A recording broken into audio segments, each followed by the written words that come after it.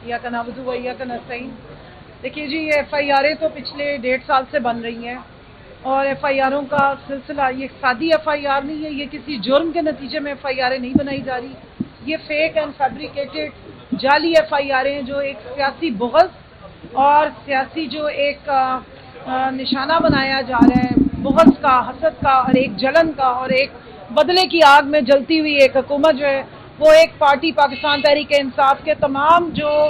Leaders हैं या उनके कारकुनान हैं उन पे इस किस्म के पर्चों पे पर्चे काटते आते हैं एंड बेसिकली ये मॉकरी ऑफ लॉ है। अगर आप इन FIR का मतन पढ़ें तो मेरे ख्याल में अगर इसको ही छाप दिया जाए तो बड़ा अच्छा एक मज़ाहिया किस्म का रिसाला बन जाएगा। ऐसी ऐसी बातें लिखी है और उसमें हुकूमत और पुलिस ये मान रही है कि उनसे ज़्यादा नाअहल, निकम्मे, नालायक और नाकारा किस्म के कोई और नहीं होंगे। जहाँ वो ये बताते हैं कि आलिया हमजा जैसी खातून या मैं या खदीजा शाह, 6 तकरीबन खवातीन हैं, सरताज बीबी भी ऊपर आई बैठी हैं,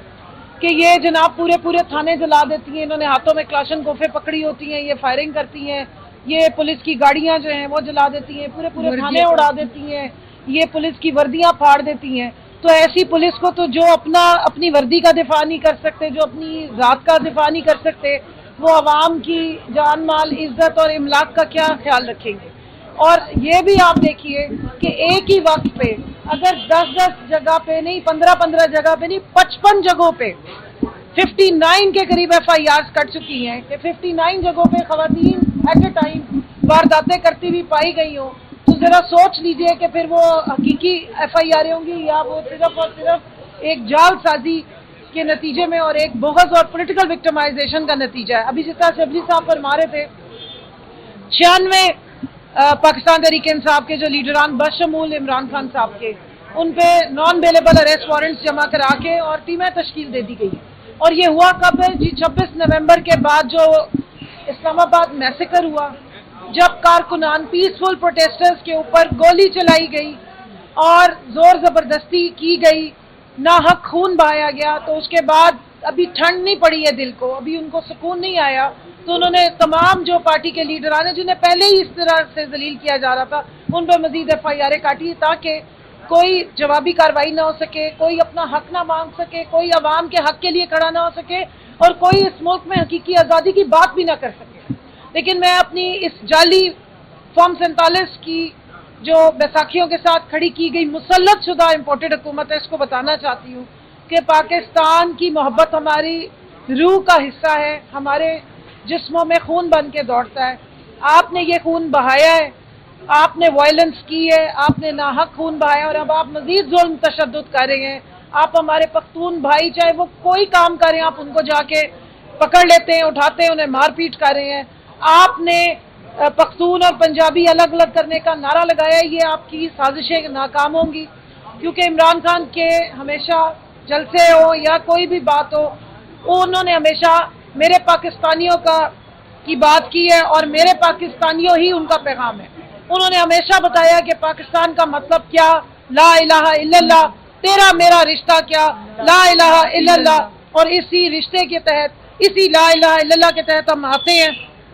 पीसफुल प्रोटेस्ट करते हैं, अपने लोगों का हक मांगते हैं, उसके नतीजे में आप गोली मारते हो, आप हमारे लोगों का खून बहाते हो और आप समझते हो कि इस तरह नाजायज नाहक FIRें काट के, हमारे घरों पे धावे बोल के, मेरा घर तोड़ा पूरा,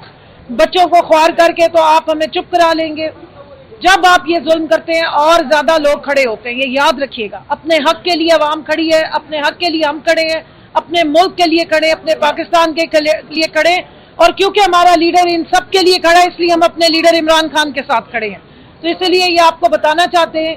पेशावर हाई कोर्ट का मैं शुक्रिया अदा करूंगी कि मजलूमों की बात सुनते हैं, दादरसी करते हैं, और जब हमारी विच हंटिंग हो रही है, जब हमें सियासी बुग़्ज़ का निशाना बनाया जा रहा है, तो पेशावर हाई कोर्ट इन नाजायज और जो ये फेक FIRs है उसके खिलाफ अगर जमानत मांगने आए तो हमें एक ताज़ा हवा का झोंका यहाँ से मिलता है कि हमें कम से कम ये जमानत मिलती है ताकि हम जाके इन नाजायज केसेस को सीना सब पर होके और कंटेस्ट कर सके। लेकिन यहाँ मैं एक बात जरूर बताती चलूँ कि अब इस तरह नहीं होगा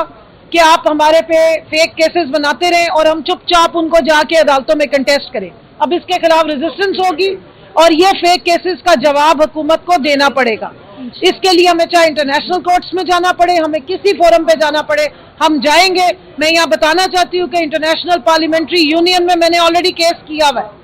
اور اگر اس قسم کی جعلی حکومت اپنے عوام کے چنے ہوئے نمائندوں کو اسی طرح ٹارگٹ کرے گی تو ہم ان تمام فورمز پہ جائیں گے جہاں یہ جا کے پھر منہ دکھانے کے قابل نہیں رہیں.